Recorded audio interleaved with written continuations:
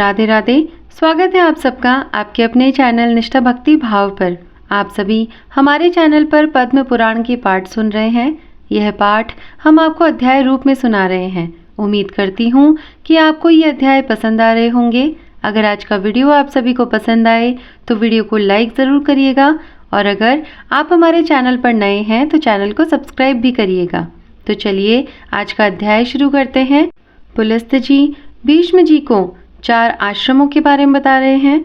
चतुर्थ आश्रम के बारे में वे कहते हैं कि चतुर्थ आश्रम सबसे श्रेष्ठ बताया गया है।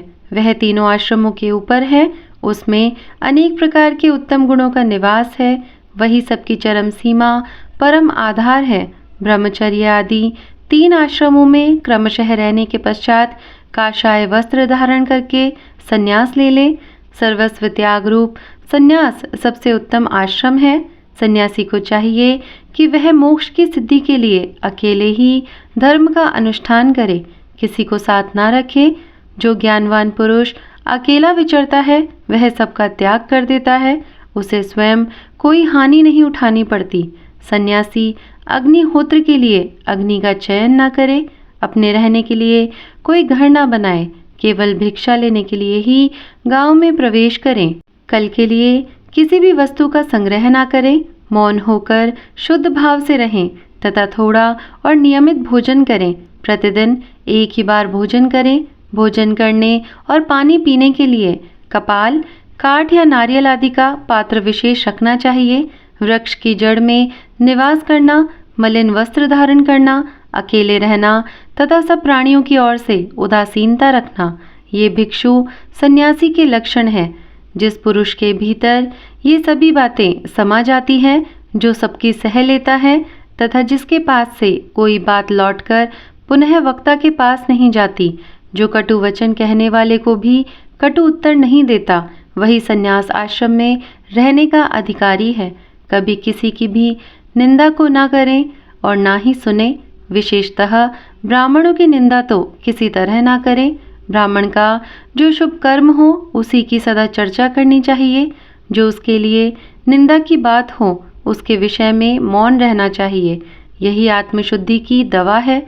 जो जिस किसी भी वस्तु से अपना शरीर ढक लेता है, जो कुछ मिल जाए उसी को खाकर भूख मिटा लेता है तथा जहाँ कहीं भी सो रहता है उसे देवता, ब्राह्मण, ब्रह्मवेत्ता समझते हैं।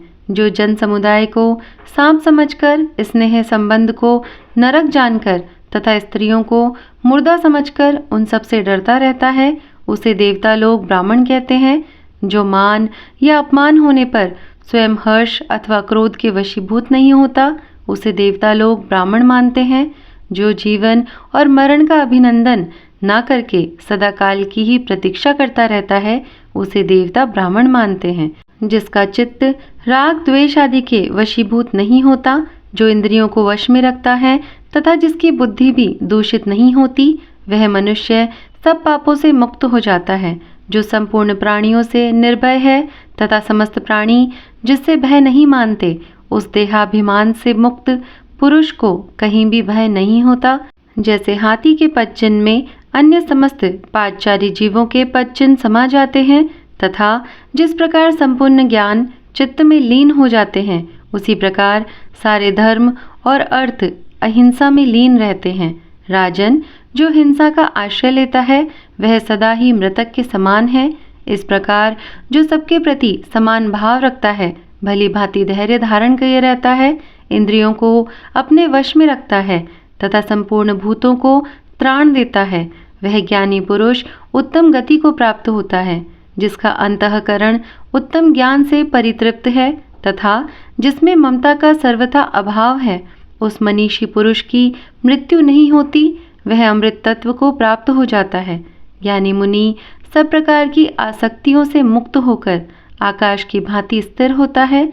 जो सब में विष्णु की भावना करने वाला और शांत होता है, उसे ही देवता लोग ब्राह्मण मानते हैं। जिसका जीवन धर्म के लिए, धर्म आत्मसंतोष के लिए तथा दिन रात पुण्य के लिए है, उसे देवता लोग ब्राह्मण समझते हैं। जिसके मन में कोई कामना नहीं होती, जो कर्मों के आरंभ का कोई संकल्प नहीं करता तथा नमस्कार और स्तुति से दूर रहता है, जिसने योग के द्वारा कर्मों को क्षीण कर दिया है उसे देवता लोग ब्राह्मण मानते हैं। संपूर्ण प्राणियों को अभय की दक्षिणा देना संसार में समस्त दानों से बढ़कर है। जो किसी की निंदा का पात्र नहीं है तथा जो स्वयं भी दूसरों की निंदा नहीं करता, वही ब्राह्मण परमात्मा का साक्षात्कार कर पाता है, जिसके समस्त पाप नष्ट हो गए। जो इहलोक और परलोक में किसी वस्तु को पाने की इच्छा नहीं करता, जिसका मोह दूर हो गया है, जो मिट्टी के ढेले और सुवर्ण को समान दृष्टि से देखता है, जिसने रोष को त्याग दिया है, जो निंदा, स्तुति और प्रिय अप्रिय से रहित होकर सदा उदासीन की भांति विचरता रहता है, वही वास्तव में सन्यासी है। तो चलिए अब जानते हैं पुष्कर क्षेत्र में ब्रह्मा जी का यज्ञ और सरस्वती का प्राकट्य कैसे हुआ। तो भीष्म जी पूछते हैं, ब्राह्मण, आपके मुख से यह सब प्रसंग मैंने सुना। अब पुष्कर क्षेत्र में जो ब्रह्मा जी का यज्ञ हुआ था उसका वृतांत सुनाइए, क्योंकि इसका श्रवण करने से मेरे शरीर और मन की शुद्धि होगी। ऐसा सुनकर पुलस्त्य जी ने कहा, राजन, भगवान ब्रह्मा जी पुष्कर क्षेत्र में जब यज्ञ कर रहे थे उस समय जो जो बातें हुई उन्हें मैं बताता हूँ, सुनो। पितामह का यज्ञ आदि कृतयुग में प्रारंभ हुआ था। उस समय मरीचि, अंगिरा, मैं, पुलह, कृतु और प्रजापति दक्ष ने ब्रह्मा जी के पास जाकर उनके चरणों में मस्तक झुकाया। धाता, अर्यमा, सविता, वरुण, अंश, भग, इंद्र, विश्वान, पूषा, त्वष्टा और पर्जन्य आदि 12 आदित्य भी वहां उपस्थित हो अपने जाज्वल्यमान तेज से प्रकाशित हो रहे थे। इन देवेश्वरों ने भी पितामह को प्रणाम किया। वहां पर 11 रुद्र भी उस यज्ञ में उपस्थित थे। दोनों अश्विनी कुमार, 8 वसु, महाबली, मरुदगण, विश्वदेव और साध्य नामक देवता ब्रह्मा जी के सम्मुख हाथ जोड़कर खड़े थे। शेष जी के वंशज वासुकी आदि बड़े बड़े नाग भी विद्यमान थे। ताक्षर्य, अरिष्टनेमी, महाबली गरुड़, वारुणी तथा आरुणी ये सभी विंता कुमार वहां पधारे थे। लोकपालक भगवान श्री नारायण ने वहां स्वयं पदार्पण किया और समस्त महर्षियों के साथ लोक गुरु ब्रह्मा जी से कहा, जगतपते, तुम्हारे ही द्वारा इस संपूर्ण संसार का विस्तार हुआ है। तुम ही ने इसकी सृष्टि की है, इसलिए तुम संपूर्ण लोकों के ईश्वर हो। यहाँ हम लोगों के करने योग्य जो तुम्हारा महान कार्य हो उसे करने की हमें आज्ञा दो। देवर्षियों के साथ भगवान विष्णु ने ऐसा कहकर देवेश्वर ब्रह्मा जी को नमस्कार किया। ब्रह्मा जी वहां स्थित होकर संपूर्ण दिशाओं को अपने तेज से प्रकाशित कर रहे थे तथा भगवान श्री विष्णु भी श्री वत्स चिन्ह से सुशोभित एवं सुंदर सुवर्णमय यज्ञोपवीत से देदीप्यमान हो रहे थे। उनका एक एक रोम परम पवित्र है, वे सर्व समर्थ है। उनका वक्षस्थल विशाल तथा श्री विग्रह संपूर्ण तेजों का पुंज जान पड़ता है। देवताओं और ऋषियों ने उनकी इस प्रकार स्तुति की, जो पुण्यात्माओं को उत्तम गति और पापियों को दुर्गति प्रदान करने वाले हैं। योग सिद्धि महात्मा पुरुष जिन्हें उत्तम योग स्वरूप मानते हैं, जिनको अणिमा आदि 8 ऐश्वर्य नित्य प्राप्त हैं, जिन्हें देवताओं में सबसे श्रेष्ठ कहा जाता है, मोक्ष की अभिलाषा रखने वाले संयमी ब्राह्मण योग से अपने अंतःकरण को शुद्ध करके जिन सनातन पुरुष को पाकर जन्म मरण के बंधन से मुक्त हो जाते हैं, चंद्रमा और सूर्य जिनके नेत्र हैं तथा अनंत आकाश जिनका विग्रह है, उस भगवान की हम शरण लेते हैं। भगवान संपूर्ण भूतों की उत्पत्ति और वृद्धि करने वाले हैं, जो ऋषियों और लोकों के सृष्टा तथा देवताओं के ईश्वर हैं, जिन्होंने देवताओं का प्रिय और समस्त जगत का पालन करने के लिए चिरकाल से पितरों को कव्य तथा देवताओं को उत्तम हविष्य अर्पण करने का नियम परिवर्तित किया है। उन देवश्रेष्ठ परमेश्वर को हम सादर प्रणाम करते हैं। तदंतर वृद्ध तथा बुद्धिमान देवता भगवान श्री ब्रह्मा जी यज्ञशाला में लोकपाल श्री विष्णु भगवान के साथ बैठकर शोभा पाने लगे। वह यज्ञ मंडप धन आदि सामग्रियों और ऋत्विजों से भरा था। परम प्रभावशाली भगवान श्री विष्णु धनुष हाथ में लेकर सब ओर से उसकी रक्षा कर रहे थे। दैत्य और दानवों के सरदार तथा राक्षसों के समुदाय भी वहां उपस्थित थे। यज्ञ विद्या, वेद विद्या तथा पद और क्रम का ज्ञान रखने वाले महर्षियों के वेद घोष से सारी सभा गूंज उठी। यज्ञ में स्तुति कर्म के जानकार, शिक्षा के ज्ञाता, शब्दों की व्युत्पत्ति एवं अर्थ का ज्ञान रखने वाले और मीमांसा के युक्ति युक्त वाक्यों को समझने वाले विद्वानों के उच्चारण किए हुए शब्द सबको सुनाई देने लगे। इतिहास और पुराणों के ज्ञाता, नाना प्रकार के विज्ञान को जानते हुए भी मौन रहने वाले संयमी तथा उत्तम व्रतों का पालन करने वाले विद्वानों ने वहां उपस्थित होकर जप और होम में लगे हुए मुख्य मुख्य ब्राह्मणों को देखा। देवता और असुरों के गुरु लोक पितामह ब्रह्मा जी उस यज्ञ भूमि में विराजमान थे। सुर और असुर दोनों ही उनकी सेवा में खड़े थे। प्रजापतिगण दक्ष, वशिष्ठ, पुलह, मरीचि, अंगिरा, भृगु, अत्रि, गौतम तथा नारद, ये सब लोग वहां भगवान ब्रह्मा जी की उपासना करते थे। आकाश, वायु, तेज, जल, पृथ्वी, शब्द, स्पर्श, रूप, रस, गंध, ऋग्वेद, यजुर्वेद, सामवेद, अथर्ववेद, व्याकरण, छंदशास्त्र, निरुक्त, कल्प, शिक्षा, आयुर्वेद, धनुर्वेद, मीमांसा, गणित, गजविद्या, अश्वविद्या और इतिहास, इन सभी अंगों उप अंगों से विभूषित संपूर्ण वेद भी मूर्तिमान होकर ओंकार युक्त महात्मा ब्रह्मा जी की उपासना करते थे। नय, कृतु, संकल्प, प्राण तथा अर्थ, धर्म, काम, हर्ष, शुक्र, बृहस्पति, संवर्त, बुध, शनेश्वर, राहु, सूर्य तथा चंद्रमा भी ब्रह्मा जी की सेवा में उपस्थित थे। दुर्गम कष्ट से ताड़ने वाली गायत्री, समस्त वेद शास्त्र, यम नियम, संपूर्ण अक्षर, सब शास्त्र देह धारण करके वहां विद्यमान थे।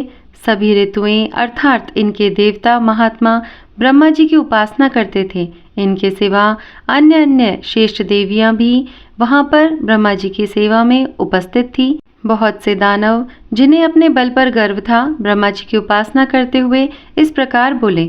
दानवों ने कहा, भगवान, आपने ही हम लोगों की सृष्टि की है, हमें तीनों लोकों का राज्य दिया है तथा देवताओं से अधिक बलवान बनाया है। पितामह, आपके इस यज्ञ में हम लोग कौन सा कार्य करें? हम स्वयं ही कर्तव्य का निर्णय करने में असमर्थ हैं। अदिति के गर्भ से पैदा हुए इन बेचारे देवताओं से क्या काम होगा? ये तो सदा हमारे द्वारा मारे जाते हैं और अपमानित होते रहते हैं। फिर भी आप तो हम सबके ही पितामह हैं, अतः देवताओं को भी साथ लेकर यज्ञ पूर्ण कीजिए। यज्ञ समाप्त होने पर राज्य लक्ष्मी के विषय में हमारा देवताओं के साथ फिर विरोध होगा, इसमें तनिक भी संदेह नहीं है। किंतु इस समय हम चुपचाप इस यज्ञ को देखेंगे, देवताओं के साथ युद्ध नहीं छेड़ेंगे। पुलस्त्य जी कहते हैं, दानवों के ये गर्वयुक्त वचन सुनकर इंद्र सहित महायशस्वी भगवान श्री विष्णु ने शंकर जी से कहा। भगवान विष्णु बोले, प्रभु, पितामह के यज्ञ में प्रधान प्रधान दानव आए हैं। ब्रह्मा जी ने इनको भी इस यज्ञ में आमंत्रित किया है। ये सब लोग इसमें विघ्न डालने का प्रयत्न कर रहे हैं, परंतु जब तक यज्ञ समाप्त न हो जाए तब तक हम लोगों को क्षमा करना चाहिए। इस यज्ञ के समाप्त हो जाने पर देवताओं को दानवों के साथ युद्ध करना होगा। उस समय आपको ऐसा यत्न करना चाहिए जिससे पृथ्वी पर से दानवों का नामो निशान मिट जाए। आपको मेरे साथ रहकर इंद्र की विजय के लिए प्रयत्न करना उचित है। इन दानवों का धन लेकर राहगीरों, ब्राह्मणों तथा दुखी मनुष्यों में बांट दें। भगवान श्री विष्णु की यह बात सुनकर ब्रह्मा जी ने कहा, भगवान, आपकी बात सुनकर ये दानव कुपित हो सकते हैं, किंतु इस समय इन्हें क्रोध दिलाना आपको भी अभिष्ट होगा। अतः रुद्र एवं अन्य देवताओं के साथ आपको क्षमा करना चाहिए। सत्ययुग के अंत में जब यह यज्ञ समाप्त हो जाएगा, उस समय मैं आप लोगों को तथा इन दानवों को विदा कर दूंगा। उसी समय आप सब लोग संधि या विग्रह जो उचित हो कीजिएगा। पुलस्त्य जी कहते हैं, तदंतर भगवान ब्रह्मा जी ने पुनः उन दानवों से कहा, तुम्हें देवताओं के साथ किसी भी प्रकार का विरोध नहीं करना चाहिए। इस समय तुम सब लोग परस्पर मित्र भाव से रहकर मेरा कार्य संपन्न करो। दानवों ने कहा, पितामह, आपके प्रत्येक आदेश का हम लोग पालन करेंगे। देवता हमारे छोटे भाई हैं, अतः उन्हें हमारी ओर से कोई भय नहीं है। दानवों की यह बात सुनकर ब्रह्मा जी को बड़ा संतोष हुआ। थोड़ी ही देर बाद उनके यज्ञ का वृतांत सुनकर ऋषियों का एक समुदाय आ पहुंचा। भगवान श्री विष्णु ने उनका पूजन किया। पिनाकधारी महादेव जी ने उन्हें आसन दिया तथा ब्रह्मा जी की आज्ञा से वशिष्ठ जी ने उन सबको अर्घ निवेदित करके उनका कुशल क्षेम पूछा और पुष्कर क्षेत्र में उन्हें निवास स्थान देकर कहा, आप लोग आराम से यहीं रहें। तत्पश्चात जटा और मृग चर्म धारण करने वाले वे समस्त महर्षि ब्रह्मा जी की यज्ञ सभा को सुशोभित करने लगे। उनमें कुछ महात्मा वालखिल्य थे तथा कुछ लोग संप्रख्यान थे, एक समय के लिए ही अन्न ग्रहण करने वाले अथवा तत्व का विचार करने वाले थे। वे नाना प्रकार के नियमों में संलग्न तथा वेदी पर शयन करने वाले थे। उन सभी तपस्वियों ने पुष्कर के जल में जो ही अपना मुंह देखा, उसी क्षण वे अत्यंत रूपवान हो गए। फिर एक दूसरे की ओर देखकर सोचने लगे, यह कैसी बात है, इस तीर्थ में मुंह का प्रतिबिंब देखने से सबका सुंदर रूप हो गया। ऐसा विचार कर तपस्वियों ने उसका नाम मुख दर्शन तीर्थ रख दिया। तत्पश्चात वे नहाकर अपने अपने नियमों में लग गए। उनके गुणों की कहीं उपमा नहीं थी। नरश्रेष्ठ वे सभी वनवासी मुनि वहां रहकर अत्यंत शोभा पाने लगे। उन्होंने अग्निहोत्र करके नाना प्रकार की क्रियाएं संपन्न की। तपस्या से उनके पाप भस्म हो चुके थे। वे सोचने लगे कि यह सरोवर सबसे श्रेष्ठ है। ऐसा विचार करके उन द्विजातियों ने उस सरोवर का श्रेष्ठ पुष्कर नाम रखा। तदंतर ब्राह्मणों को दान के रूप में नाना प्रकार के पात्र देने के पश्चात वे सभी द्विज वहां प्राची सरस्वती का नाम सुनकर उसमें स्नान करने की इच्छा से गए। तीर्थों में श्रेष्ठ सरस्वती के तट पर बहुत से द्विज निवास करते थे। नाना प्रकार के वृक्ष उस स्थान की शोभा बढ़ा रहे थे। वह तीर्थ सभी प्राणियों को मनोरम जान पड़ता था। अनेकों ऋषि मुनि उसका सेवन करते थे। उन ऋषियों में से कोई वायु पीकर रहने वाले थे और कोई जल पीकर। कुछ लोग फलाहारी थे और कुछ केवल पत्ते चबाकर रहने वाले थे। सरस्वती के तट पर महर्षियों के स्वाध्याय का शब्द गूंजता रहता था। मृगों के सैकड़ों झुंड वहां विचरा करते थे। अहिंसक तथा धर्मपरायण महात्माओं से उस तीर्थ की अधिक शोभा हो रही थी। पुष्कर तीर्थ में सरस्वती नदी सुप्रभा, कांचना, प्राची, नंदा और विशाला नाम से प्रसिद्ध 5 धाराओं में प्रवाहित होती है।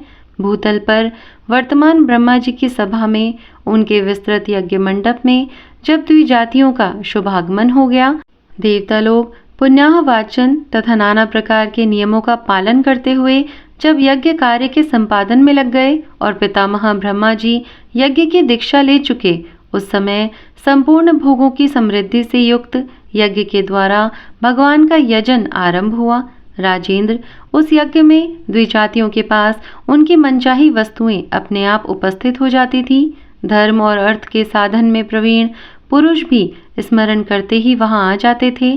देव गंधर्व गान करने लगे, अप्सराएं नाचने लगी, दिव्य बाजे बज उठे। उस यज्ञ की समृद्धि से देवता भी संतुष्ट हो गए।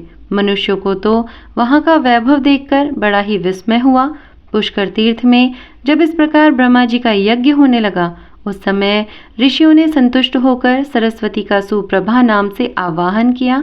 पितामह का सम्मान करती हुई वेगशालिनी सरस्वती नदी को उपस्थित देखकर मुनियों को बड़ी प्रसन्नता हुई। इस प्रकार नदियों में श्रेष्ठ सरस्वती ब्रह्मा जी की सेवा तथा मनीषी मुनियों की प्रसन्नता के लिए ही पुष्कर तीर्थ में प्रकट हुई थी। जो मनुष्य सरस्वती के उत्तर तट पर अपने शरीर का परित्याग करता है तथा प्राची सरस्वती के तट पर जप करता है, वह पुनः जन्म मृत्यु को नहीं प्राप्त होता।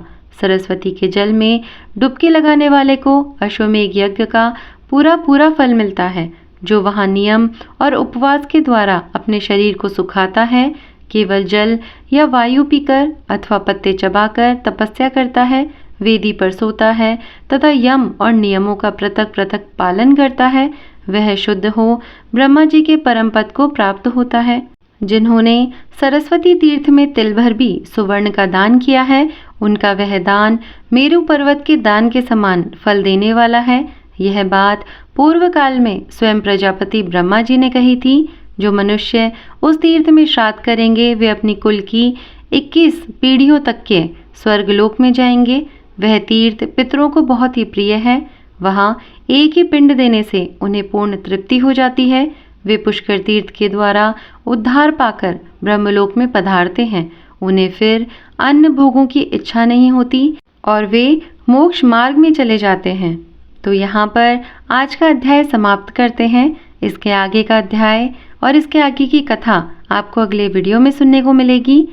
आपको आज का वीडियो और ये अध्याय कैसा लगा कमेंट करके ज़रूर बताइएगा। अगर वीडियो पसंद आया हो तो वीडियो को लाइक और शेयर ज़रूर करिएगा, और अगर आप हमारे चैनल पर नए हैं तो चैनल को सब्सक्राइब ज़रूर करिएगा। मैं मिलती हूँ आपसे फिर अगले वीडियो के साथ में। तब तक के लिए धन्यवाद। राधे राधे।